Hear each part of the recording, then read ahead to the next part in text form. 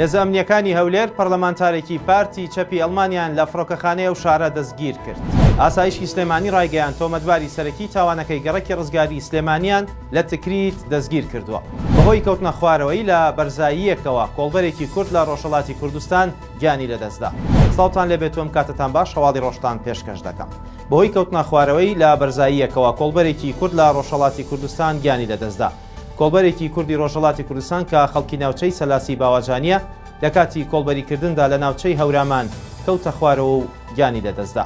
کۆڵبەرەکە ناوی حەمید وەیسیە و لە بەرزاییەکانی سنووری نەوسوود لە ناوچەی هەورامان کەوتوەتە خوارەوە و دەست بەجێ گیانی لەدەستداوە. ساڵانە لە ناوچە سنووریەکانی ڕۆژهەڵاتی کوردستان ژمارەیەکی زۆر لە کۆڵبەر و کاسبکارانی کورد بە هۆکاری کەوتنە خوارەوە و سەرما و سۆڵە و زۆر جاریش بە تەقەی ڕاستەوخۆی هێزە ئەمنیەکانی ئێران گیان لەدەست دەدەن.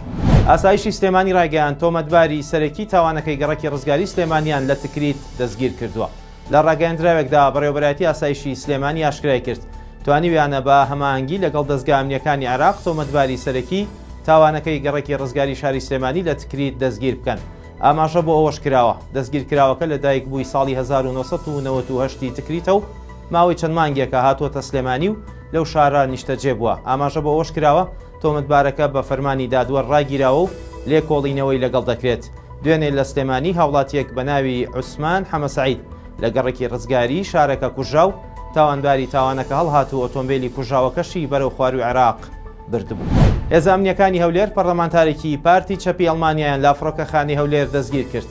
دوای گەیشتنی بە فڕۆکەخانەی هەولێر هاکان تاش پەرلەمانتاری پارتی چەپی ئەڵمانیا لەلایەن هێزە ئەمنیەکانەوە دەستگیر کرا. بە پێی زانیاریانەی دەستشار پرێس کەوتون ئەو پەرلەمانتاری ئەڵمانیا ئەندامی گروپی ئاشتیە و ئەو گروپەش دەیانەوێت بێنە کوردستان و سەردانی پەرلەمان و سەرجەمهێز و لایەنە سیاسیەکان بکەن بۆ بەرگرتن لەو پەلاماری تورکیا بۆ سەرهەرێم دەستی پێکردووە.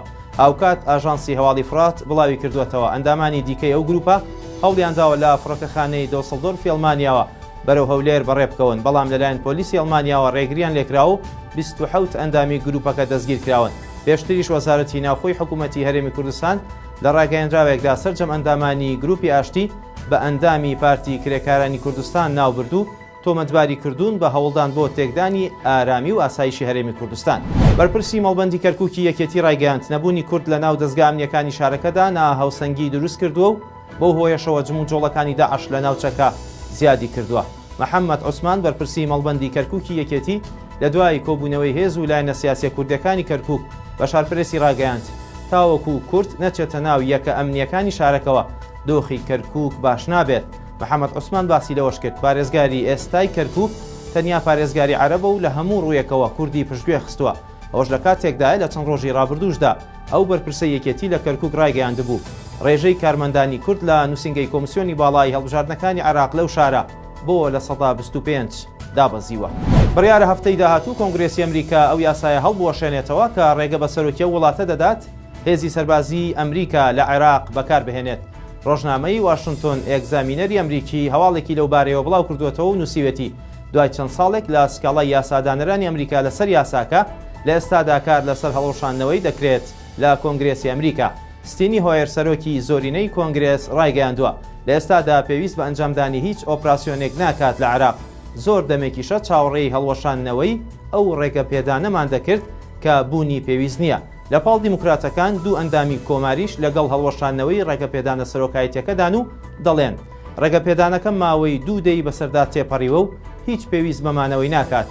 بە گوێرەی یاسایەک کە لە ساڵی 2002 دەرچووە دەسەڵاتی ئەوە بە سەرۆکی ئەمریکا بەخشراوە کە هێزی سەربازی دژ بە عێراق بەکار بهێنێت.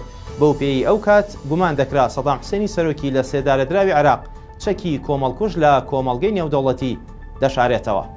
هەوڵەکانم پێشکەشکردن هەرشاد بن.